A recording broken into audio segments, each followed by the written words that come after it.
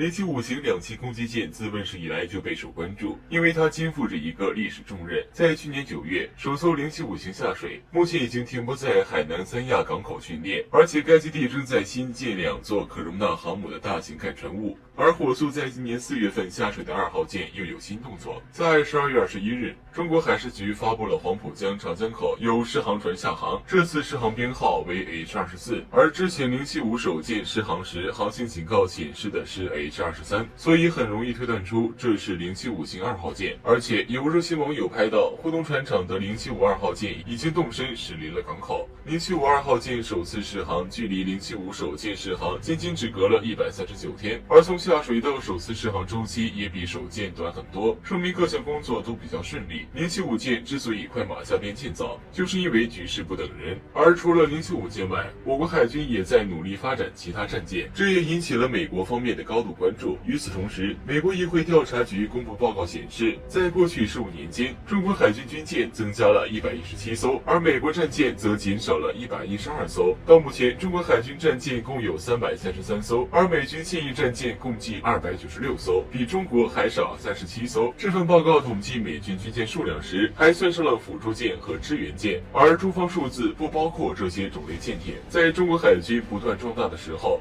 美军发起攻势。近日，美军方表示，希望其海军军舰能够更强化肌肉，应对那些违反国际法的相关方，甚至直接指出了中国。美海军发言人在这之前就证实，美海军正计划重组第1舰队，负责印太地区的水域，同时还公布了美军造舰计划，预计到2030年舰艇数量达到355艘。对此，美国海军詹姆斯·班纳姆将军也表示，美海军以前的态度是寻求缓和，我们曾经掉头返回，我们曾经小看了对手的风险，我们的海军逐渐因此失去了阵地。而且早在9月份，美国国防部公布的2020中国军力报告就提到了，中国在有些领域已经达到甚至超过了美国。中国拥有世界上最大的海军，约有350艘水面舰艇和潜艇，而美国水面舰艇为293艘。看看数量又变了，你们美国军方搞威震论前，不先对口径吗？美国海军在衰退是事实，但他们还有数十艘核动力，潜艇也都是核潜艇，仅用数量对比实力根本站不住脚。美军要想搞军备竞赛，自个儿玩去吧，我们不会奉陪。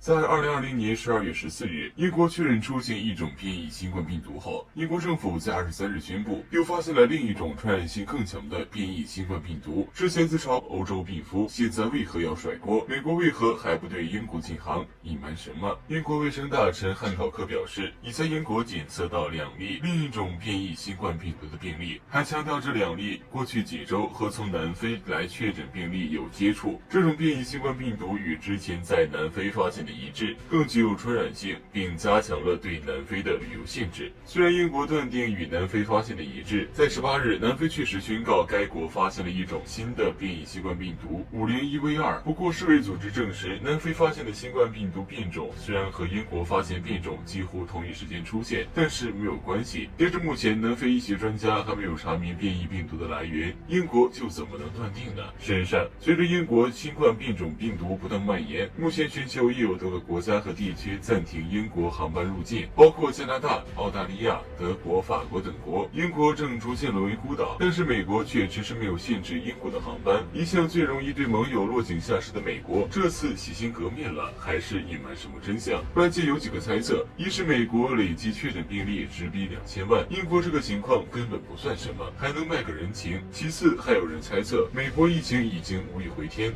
而特朗普要在其最后任期给拜登留下更多烂摊子，甚至还有人猜测美国感染基数最大、最容易产生变异毒株，而夫妻反对禁航，可能就是为了之后能方便甩锅英国。事实上，在英国疫情失控、发现变异毒株，英国民众连夜出逃的时候，美国媒体集体自我嘲讽欧洲病夫，想要营造一个信息开放国家的形象，现在却想尽办法甩锅，似乎不能被称为欧洲病夫。这种转变除了名誉因素，还可能是因为英国尝到了被欧洲孤立的代价。脱欧本就让英国经济遭受重创，疫情更是让英国经济经历前所未有的倒退。在这种背景下，欧洲的封锁导致英国大量货运卡车再困在边境，货车司机和警察发生冲突，多个国家和地区对来自英国的人员纷纷采取限制入境措施。而英国零售商协会警告，英国的生鲜果蔬将面临供应短缺，于是他们找了个背锅的。再演一遍曾对中国做的事。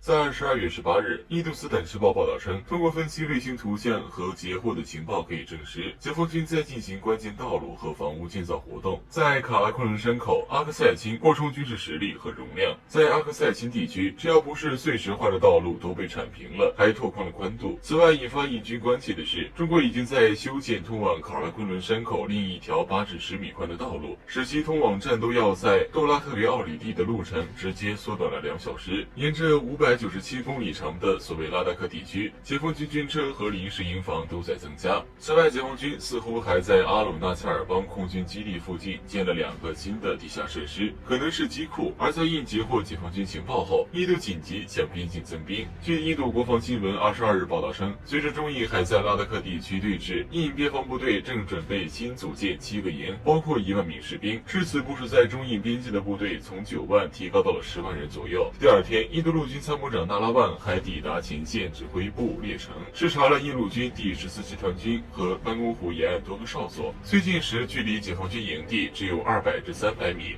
为何在发现解放军动作后，印军反应如此过激？事实上，这或许让印度想起1962年被解放军支配的恐惧。1962年印度10月，印军向中印边境大举进兵，我方忍无可忍，决定自卫反击。中国赢得干净利落。当时西方媒体呼吁对印度进行武装干涉，尼赫卢拒绝谈判，想报一箭之仇，忙着向各国购买武器。在西方无力站队印度的时候，我国前线部队却埋头苦干，只用了22天时间，就建成了从喜马拉雅山修下来的战备公路，直通重镇达旺前线。达旺河往南是山势险峻的西山口，被印军认为是自然屏障，可以居高临下俯视达旺。西山口到印度据点邦迪拉之间只有一条公路，而印军沿公路已经展开防御，我军兵力很难实施，怎么出奇制胜呢？根据解密档案得知，我军采取大纵深、大迂回的作战方式，将印军的一字长蛇阵拦腰斩断，各个击破，印军溃不成军。当时我军兵锋最近离新德里只有300公里，跟我们玩兵法还是嫩了点。再看到解放军又在边境挖隧道搞工程，印军高层可能也慌了。虽然现在印军突然增兵，尚且不清楚是为了防御还是进攻，但是他们要敢轻举妄动，只会比1962年遭受更大的屈辱。